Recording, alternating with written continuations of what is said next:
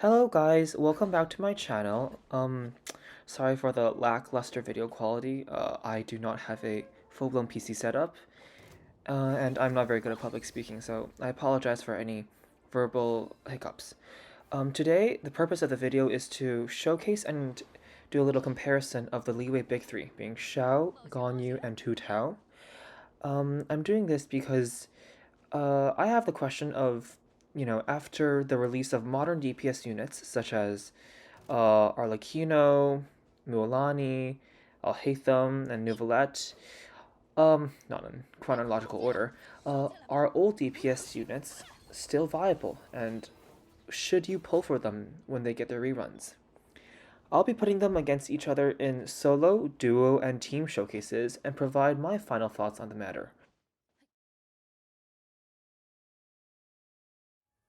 Moving on to the builds, please note that 20% crit rate food is active throughout the entire duration of the video. For Ganyu, I do have Aqua Simulacra, but it didn't outperform Amos Bow, so I just stuck with Amos Bow. She is at C0, so I think this is a reasonably achievable build for majority of the player base.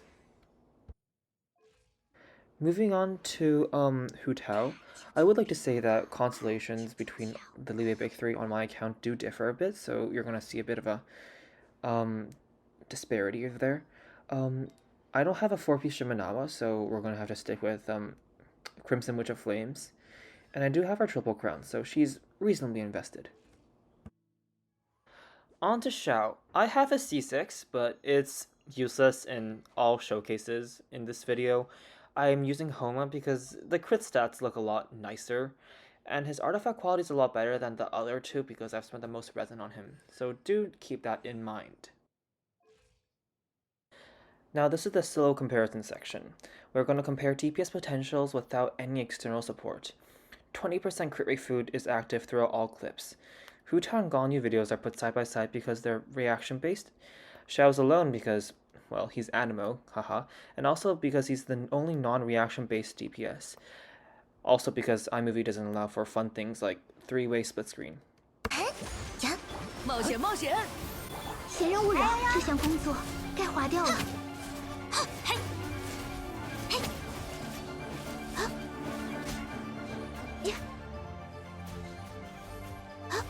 禁止接触。哦，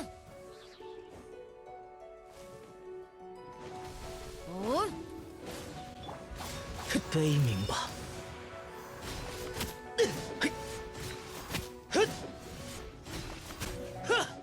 Let's look at these runs one by one.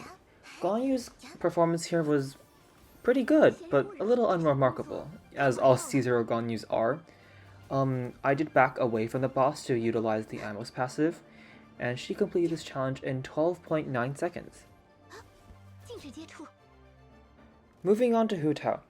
Hu Tao did a great job here. She spent 8.2 seconds in defeating the boss. Although you can see I did many execution errors because my thumbs are clumsy and I'm a mobile player. I don't have 4-piece Shimenawa, so her solo damage is a bit less than other Hu Taos out there. Considering Xiao is an AoE DPS, Xiao did really well. He only spent 7.7 seconds in defeating the Cryo, which is fine. I only used 2 E's to mimic C0, and I did start the challenge with under 50% HP for Staff of Homa. Now that we've seen Ganyu, Hu Tao, and Xiao's solo DPS outputs, how would their performances differ if we added one beneficial teammate to each character? I allowed 2 characters for Ganyu because that's the most reliable way to access Burn Melt for her. Zhongli was used for all characters for safety and consistency. I start recording the time the instant the DPS character shows up on the field. 彩雨流红，固若金汤，蔓延吧。拒收并蓄。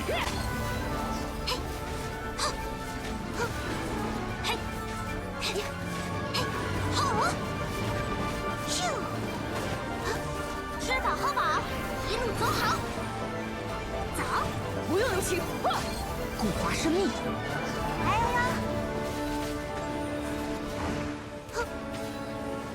双寒化生。送你，拿去。固若金汤，安如磐石。不用就妖魔舞。无能，无能，无能。这里。入口，这里无能。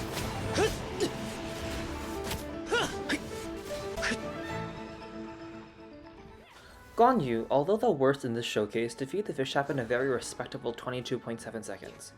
This time is a bit unreliable because she was also partially assisted by the Geo Fishap shield counterattack. I personally don't like to use Xiangling for Ganyu, so I allowed for 2 support characters for Ganyu. Nahida and Dea are very reliable burn melt enablers. On to Hu Tao. Hu Tao can perform a lot better than I did here, because with a better build and proper timing for Vapes along with more lucky crits, I bet it would be possible for Hu Tao to single cycle the Geofishap. To compensate, I did allow Hu Tao Hydro Resonance.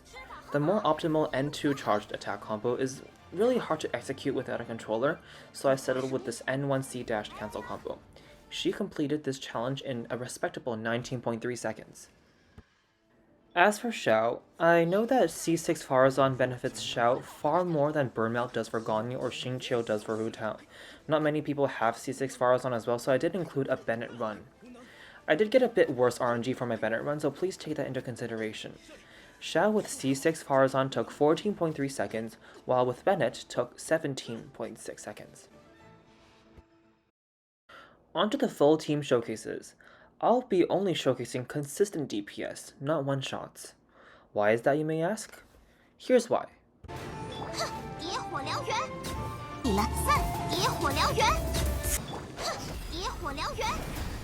Before we start, here's a disclaimer.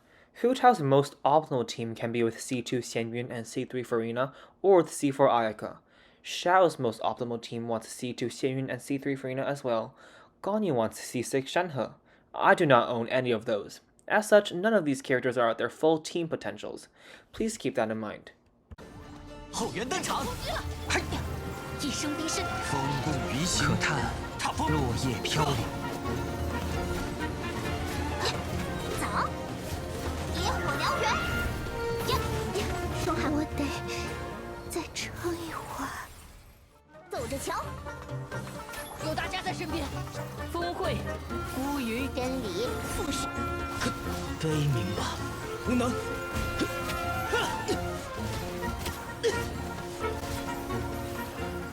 Although performing the worst in this section, Ganyu's damage is nothing to scoff at, outputting consistent 268,000 damage balloons. She completed this challenge in 7.6 seconds.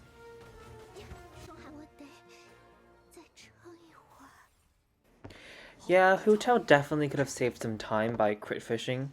She beat Ganyu by only half a second, landing her a time of 7.1 seconds.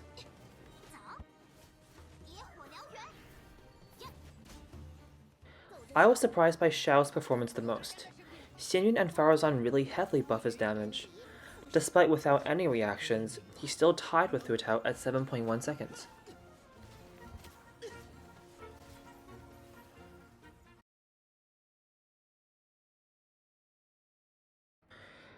I have no script for this section, so there's going to be a lot of rambling, so here we go. In the background is footage of my Kinich going through Spiral Abyss Floor 12, the second half. So the Liyue Big Three, they've definitely fallen off. You can see that, you know, just even in the footage over here, Kinich is outputting like massive nukes. I know the blessing of the Abyssal Moon benefits him a lot, but it's insane. I'm sure you guys probably seen like the 3 cost, 2 cost Mualanis, whatever, speedrunning the top half of Abyss in like, I don't know, 30 seconds.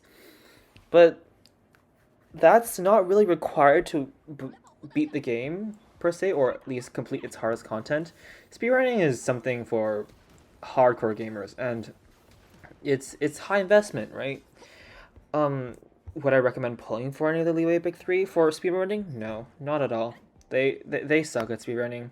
You can definitely see like good Ganyu speedruns out there, but Ganyu is a lot harder to play. Any of the old DPSs are harder to play than newer DPSs. Would I recommend pulling for them in general? Perhaps. It really, I think it comes down to personal preference. I prefer older DPSs just because I think they're more creative in their kit designs, right? Especially in their constellations. Arlecchino C6 is just arbitrary burst damage based on bond life. Nouvelette's C6 is more brain dead than his C0 gameplay, right? But like Gong Yu C6, you know, you get 2 instant charge shots. Xiao C6, you get to zoom across the map and do whatever. It's kind of annoying sometimes, but still incredibly unique, right? Mualani C6 just enhances her C1, which doesn't really provide any gameplay changes. So I personally prefer more unique playstyles, and the old DPSs seem to provide that a lot more than the newer ones. If you're a new player, I would not recommend playing for these older characters. But if you play the game for multiple years, I'd say go for it. There's no drawback really. So those are my thoughts. Thanks for watching.